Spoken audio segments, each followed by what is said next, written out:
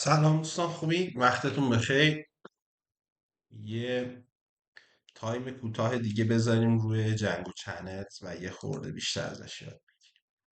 خب ما توی ویدیو قبل اومدیم ردی سرور رو اونطور ران کردیم و خب از این به بعدم دیگه باید وقتی که میخوایم مسیر توسعه‌مون رو پیش بریم باید این اوبونتو روشن باشه، چون ردیسمون رو این قرار داره و باید باش ارتباط داشته باشیم. من اوبونتو رو روشن کردم، ردیس هم خب اینجا هست دیگه. این تست هم انجام دادیم، اوکی بود. میخوایم بریم سراغ این بخش. اینجا این بخش رو که بگم یعنی بخش تاتوریالمون که تکمیل بشه، بقیهش خیلی سریعتر میتونیم بریم جلو. اوکی، چون خیلی مهمه که سازه اولیه رو درک بکنیم که اصلا داره چه کار میکنه.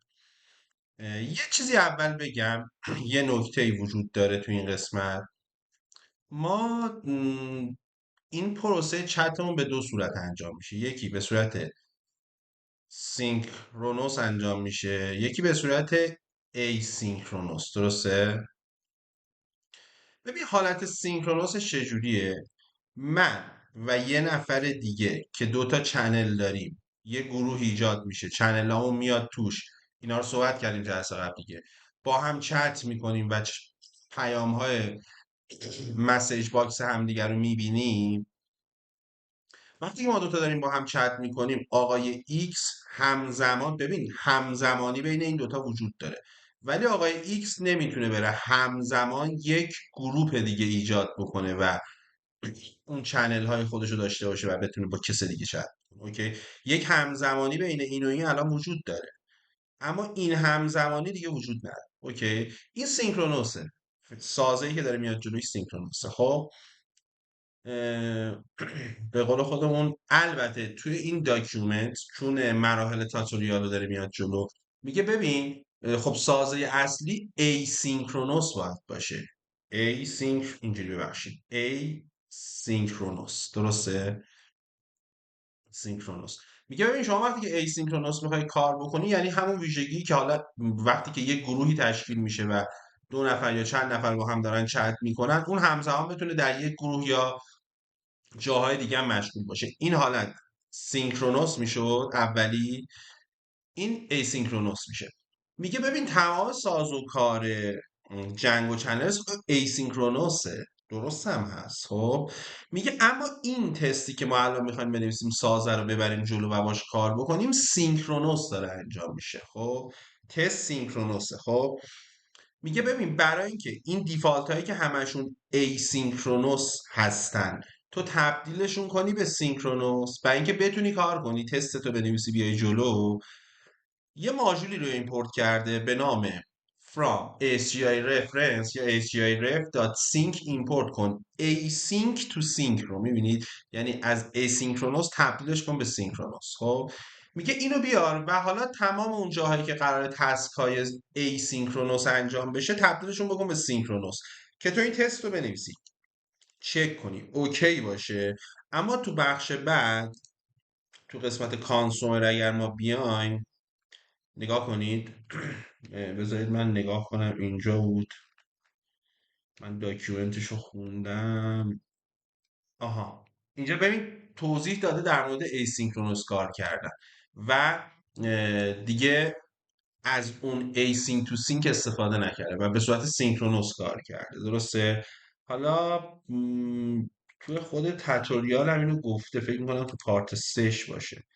آها اینها ببینید خودش اینجا گفته تاتوریالس رایت چت سرور از اسینکرونوس. ببینید دیگه اونجا اینجاها همه اونایی که اومده بود از ایسینک تو سینک استفاده کرده بود، از اویت استفاده کرده و تعامل رو به صورت کروتین پیاده سازی کرده. میبینید و ایسینکرونوس کار کرده.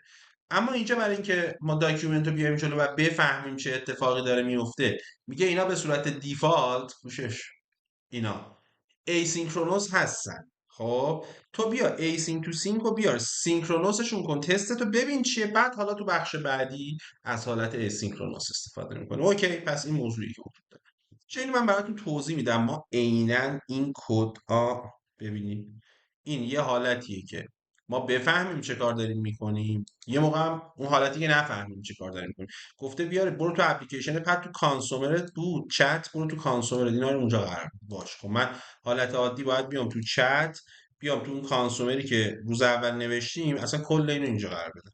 درسته؟ تموم شد. چه کار میکنه مهمه. خب بذار رو همین بگم بهتره. تابع نگاه کنید، بذارید من اینو کنترل زد کنم، اینا رو پاک کنم، برگردیم به همون حالت اولی که داشتیم،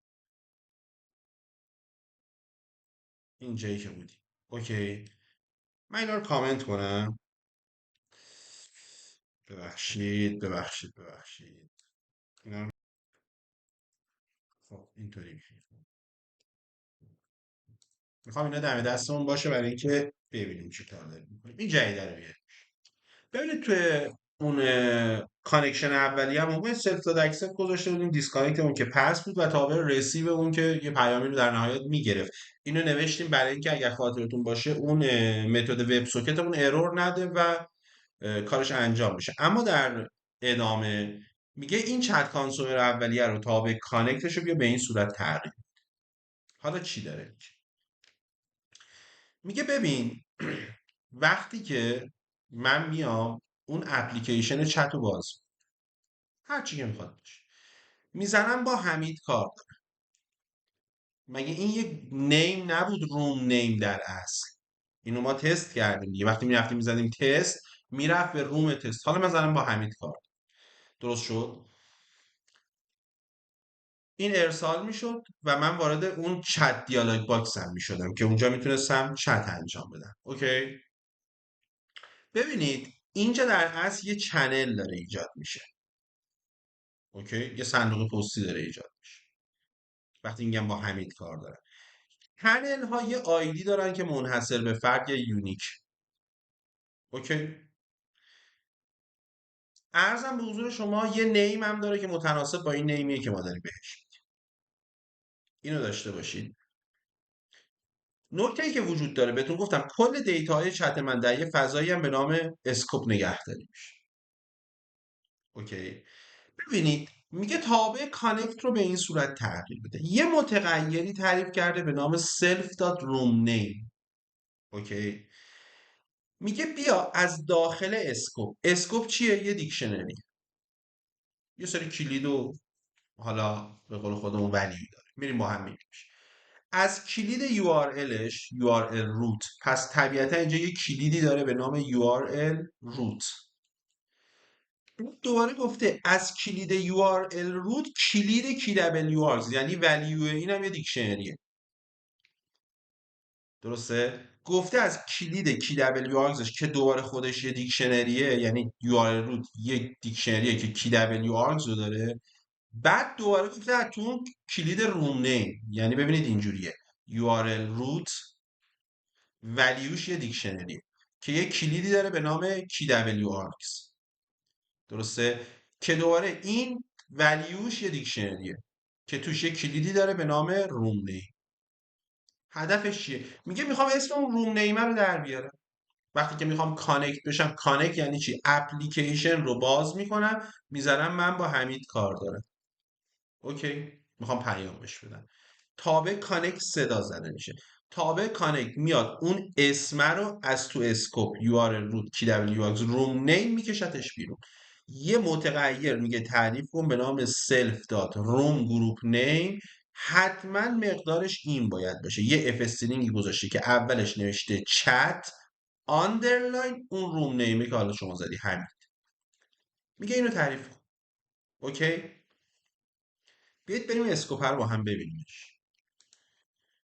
من ران سرور کنم، بگم پایتون منیج دات، ببخشید منیج دات پای ران سرور.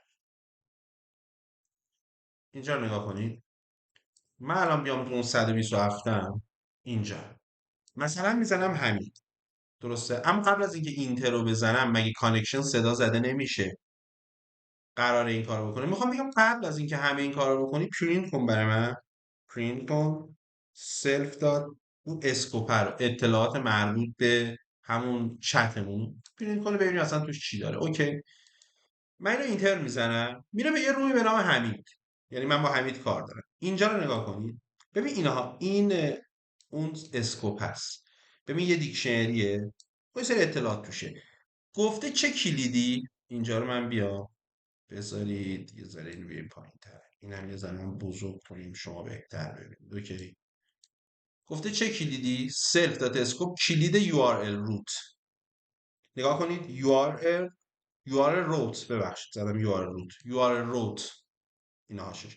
ببین میگه URL روت، حالا تو این ولیو این ببین خودش یه دیکشنری دیگه، میبینید گفته حالا کلید کی دبلیو آرکس، اینا کلید کی دبلیو آرکس، کلید کی دبلیو آرکس دوباره گفته کلید روم نیم، کلید روم نیم اسم اون حمیده اینجاست. اوکی، یعنی تو اسکوپ این شکلی دیتاش داره نگهداری میشه. اوکی. خب پس این از اون اسکوپه که میخواستیم ببینیم چی میگه، اونو بیار بیرون. این شکلی توی متغیری به نام سلف داد روم گروپ نیم ذخیرهش کن. با سلف هم داره مقدار دهیش میکنه که در کل به قول خودمون کلاسمون قابل استفاده میشه. اوکی، تمام شد. اینو نگه دار. حالا این اسینک تو سینک رو نبین چیه تا بهت بگم. یه اتریبیوتی وجود داره به نام سلف دات چنل لیر. کجا وجود داره؟ از همین وب سوکت کانسومری که ارسپری کردیم یه اتریبیوت وجود داره. متد اد گروپ اد رو اضافه کرده بهش و گفته اون روم گروپ نیمه رو چنل نیمش بدون، گفتم یه آیدی انحصاریه، گفتم ما یه گروپ میتونیم ایجاد کنیم داخلش چنل اضافه بکنیم. حالا یه ایکس دیگه هم اگر اسم این گروپ رو داشته باشه و بیاد اینجا میتونه بهش چنل اضافه کنه و اینا با هم چت. درسته. ببین داره میگه از سلف داد چنل لیر داخل خود وب سوکت کانسومره. متد گروپ اد رو استفاده کرده این شکلی. بذارید من ایسینک تو سینکش رو بردارم شما راحت تر ببینیدش. اینم برش دارم. اینا میگه صرف داد چنل لیر داد گروپ اد، متد گروپ اد رو که این گروپ اد یک، اینا خودش هم زده یه فانکشن. اوکی. این گروپ اد یک کلاس متد داخل وب سوکت کانسیومر که کار نداریم چیه. در نهایت اومده متد گروپ اد رو اضافه کرده، گفته برو به یه گروهی اد کن. اوکی. اون گروپ نیمه رو، یعنی گروپ نیمش میشه حمید و چنلی که حمید برای حمید هم ایجاد شده. پس انگار که اومده یه گروپی درست کرده به اسم حمید و اون چنل آیدیه رو اینجا اضافه کرده، چنل نیمشو. چنل نیم هم یک شناسه منحصر به فرده که برای هر چتی وقتی یک چنل ایجاد میشه شکل میگیره خودش. گرفتین چی شد؟ پس یه گروپ درست کرده به نام حمید، اون چنل نیمه رو آورده کرده اینجا. پس الان اگر من یه رضایی داشته باشم که اسم گروه رو بدونه، میتونه بهش چنل اضافه کنه. یادتونه جلسه قبل وقتی که دارم در مورد گروپ صحبت میکردم میگفتم اگر کسی اسم یه گروهی رو بدونه میتونه چنل بهش اضافه کنه. درسته؟ اوکی. و اینو بهش اضافه کن. حالا ایسینک تو سینک چیه؟ مگه نگفتم اینا همشون ایسینکرونوسن؟ گفته آقا برای اینکه تو اینجا تستت موفقیت آمیز باشه، فرآیند کارتو ببینی، ایسینک تو سینک رو ایمپورت کن و این تسک رو، چنل لیر رو بدش این حالت اویت بچه. این با کوروتین، یعنی در نهایت این میشه async def connect، این میشه await. کوروتین رو دیگه همتون بلدید دیگه. این await میشه براش یه تسک جداگانه است.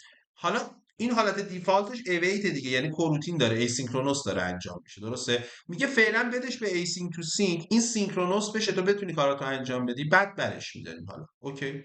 پس این تابع کانکت، یعنی وقتی که من میام میزنم میگم با یه کسی به نام حمید کار، یه چت باکسی باز میشه، اسم حمید به عنوان گروپ نیم ارسال میشه. درسته. و یه چنل هم تو شکل میگیره که من میتونم تو چت. حالا اگه یه نفر دیگه هم بیاد بگه من هم با حمید کار دارم، چون اسم گروهو داره یه چنل قاعدتا به این اضافه میکنه و اینا میتونن با هم چت. اوکی. این از تابع کانکت. حالا تابع دیسکانکت چی میگه؟ ما تابع دیسکانکت رو تو سری قبل چیز کردیم، پس کردیم، کار توش نداریم، چیز خاصی توش ننوشتیم. تا به دیسکانکت چیکار کنیم؟ پس ایسینک تو سینک رو فهمیدید چیه دیگه بذاریم باشه، من هی برش نمیدارم. اوکی. میگه که ببین شما یه پنجره باز میکنی، داری با یه نفر چت، بعد اینو کلوز میکنی، حالا یا بک میزنی یا نرم افزار رو میبندی، در نهایت اینو کلوز میکنی. میگه وقتی کلوز میکنی یه کد، اولا متد دیسکانکت اتوماتیک صدا زده میشه. متد دیسکانکت صدا زده میشه وقتی شما اون پنجره چت رو میبندی یا اپلیکیشن رو میبندی، این دیسکانکت صدا زده میشه. یه کدی ارسال میشه به این تابع دیسکانکت، یعنی شما این ضرب رو که میزنی یه کد درست میکنه میفرستش به این دیسکانکت. اوکی. حالا تو دیسکانکت داره چه کار میکنه؟ میگه ببین، ببخشید، میگه تو دیسکانکت چه کار میکنه؟ میگه از سلف تا چنل لیر که بهتون گفتم یه اتریبیوت داخلی خود این کلاس هست، برو متد گروپ دیسکارد رو صدا کن. متد گروپ دیسکارد میاد اون اسم گروه حمیده بود یا هر اسمی، اونو حذفش میکنه. نه اینکه از تو دیتابیس حذفش کنه، از تو حافظه خودش، از تو اون ردیس سرورش اینا پاکش میکنه. تمام شد رفت. اوکی. میگه برو متد گروپ دیسکارد رو صدا کن، سلف داد روم گروپ نیم که از تو اسکوپ آوردیمش بیرون زده بود حمید، و لیرش رو چنل لیر نیمش رو حذف کن. ببین چنل نیمش رو حذف کن. چنل نیم که ما ندادیم که، خودش وجود داشت و به صورت دیفالت شناسه یونیک براش میساخت. تمام شد. پس اینم متد دیسکانکت وقتی داره صدا زده میشه چه کاری داریم. حالا میگه متد رسید. ببین شما وقتی که اون دکمه سند رو میزدی، یه پیام میزدی هلو، بعد سند رو میزدی، وقتی اینو میزنی در کانسومر متد رسیو صدا زده میشه. پس ببین میبندیش متد دیسکارد، بازش میکنی متد کانکت صدا زده میشه، میبندیش متد دیسکانکت صدا زده میشه، پیام میذاری متد رسیو صدا زده میشه و اون پیام شما ارسال میشه به این تابع رسیو. اوکی شد؟ یعنی شما وقتی که میزنی هلو، یه پیام داری مینویسی تو اون چت باکس، ارسال میشه متد رسیو صدا زده میشه، تبدیلش میکنه از متد جیسون به یک جیسون فایل. یعنی حالت استرینگ خالی نباید باشه، حتما دیتاش باید جیسون باشه. اوکی. اینو تبدیلش میکنه به یه جیسون. حالا که کردش جیسون، از تو سازه جیسون مسیجش رو میکشه بیرون، پیامش. اوکی. پیامشو میکشه بیرون. ببین مستقیم از خود تکست نمیتونست استفاده بکنه، باید تبدیل به یه سازه جیسونی بشه، بعد از تو جیسون، از تو کلاس تایپ جیسون اون مسیج رو بکشه بیرون. به صورت مستقیم این تکست دیتایی نمیتونه استفاده کنه. اوکی. مسیجش رو میکشه بیرون. وقتی مسیجش رو کشید بیرون، از تو همون سلف دات چنل لیر یه متدی رو صدا میکنه به نام گروپ سند. اوکی. گروپ سند رو صدا میکنه. گوش بدید، گوش بدید. این تیکه چون ارتباط به این متد داره خیلی مهمه، درکش کنید چه اتفاقی میفته. میگه ببین من میام از تو چنل یک گروپ سند رو صدا میکنم. گروپ سند خودش متد چت مسیج رو صدا میکنه، چت مسیج رو صدا میکنه. اوکی. یعنی این خودش در اصل این متد رو صدا میکنه. وقتی که اینو صدا میکنه، مگه شما یه مسیج نداشتید؟ این مسیج از جنس چی بود؟ از جنس تکست بود دیگه. اوکی. ممکنه که شما توی این مسیج عکس بذارید، ممکنه که ویدیو بذارید، ممکنه که هر چیز دلتون میخواد بذارید. وقتی که این متد صدا زده میشه و این متد درون خودش متد چت مسیج رو صدا میکنه، یه ایونت براش میفرسته. این ایونت یه دیکشنریه. درسته؟ میگه ببین یه بخش مسیج دارم که دیتاش چیه؟ اون مسیج است. مثلا ممکنه بگه یه بخش پیکچر دارم، ممکنه اینم نباشه، ما جلوتر اینو تکمیلش میکنیم. ممکنه بگه یه بخش ویدیو دارم یا هر چیزی. میگه حالا وقتی که گروپ سند رو صدا میکنم و اون ایونت رو بهش به صورت دیکشنری میفرستم، از کلید مسیج ایونت، یعنی ببینید از ایونت اون دیکشنریه، از کلید مسیج استفاده میکنم برای اینکه متنش رو در بیارم و می‌نویسمش توی یه متغیری به نام مسیج. درسته؟ گرفتین چجور شد؟ حالا که متنش رو در بودم، پس ببینید گروپ سند اینو ارسال میکنه به گروپ، نه اینکه شما ببینیدش. متد گروپ سند خودش متد چت مسیج رو صدا میکنه و یک ایونت بهش میفرسته. ایونت یه دیکشنری شامل مسیج، عکس، ویدیو یا هر چیزی است که ارسال داره میشه. میگه از توی مسیج ایونت مسیجش رو در میارم، حالا خودم متد سند رو استفاده میکنم. میگه تکست مسیجش رو دوباره جیسون میکنم میفرستمش. گرفتین؟ پس کل اتفاقی که اینجا ما کپی کردیم آوردیم اینجا، خودش یه سری هندلر برای ما نوشته کاملا آماده است. این تیکه اول ما بود. اوکی، پس من دیگه اینو با کار پاکش میکنم. اینو اول گذاشتم که شما ببینید چه اتفاقی افتاد. در نهایت از این حالت استفاده میکنه برای اینکه ببینید بیایم از اول برخورد کنیم باش. تو میزنی حمید، اینو به عنوان روم گروپ نیم میفرستتش. اوکی، میاد اینجا. حالا شما اینجا یه متنی میزنی میفرستی. اولا این به محض اینکه اومد متد کانکت صدا زده شد، ببندی متد دیسکانکت صدا زده میشه. حالا اینجا یه چیزی میفرستی، سندو میزنی، متد رسیو صدا زده میشه. متد رسیو متنشو میکشه بیرون، میفرستش در قالب یه دیکشنری به نام ایونت به نام به چت مسیج. چت مسیج اینو سندش میکنه. کجا سندش میکنه؟ تو این چت باکس. اوکی، پس الان اگر یک نفر دیگه هم اسم گروه حمیدو داشته باشه، یک چت لیر به این چت نیم چنل لیر ببخشید به این اضافه میشه که اونم میتونه متن توش بذاره و اینا انگار چون سینکرونوس هم هستن همزمانی وجود داره و اینا میتونن پیام های همدیگر رو ببینن. درسته؟ اینجا نگاه کنید، من اینو میذارم، یکی دیگه هم همزمان باز میکنم. ببینید یکی دیگه هم باز میکنم. اینو بذارید بیارم گوشه تصویر این شکلیش بکنم. درسته؟ با این باشن، ست باشن، با هم بیارمش. نگاه کن، اینم بزنه حمید و سندو بزنه، جفتشون توی گروه حمید هستن. پس این هرچی بفرسته و این هرچی بفرسته انگار به گروه حمید چنل اضافه میشه و اینا پیام های داخل اون چنل ها رو میبینن. درسته؟ پس من اگر اینجا بزنم سلام و سندو بکنم، ببین اینور سلام بزنم سلام تو خوبی، اوکی، و بفرستم، اینجا اینم پیامش میاد. درسته؟ و این بحث سازه‌ای که پیاده سازی شد. اوکی، چقدر شد؟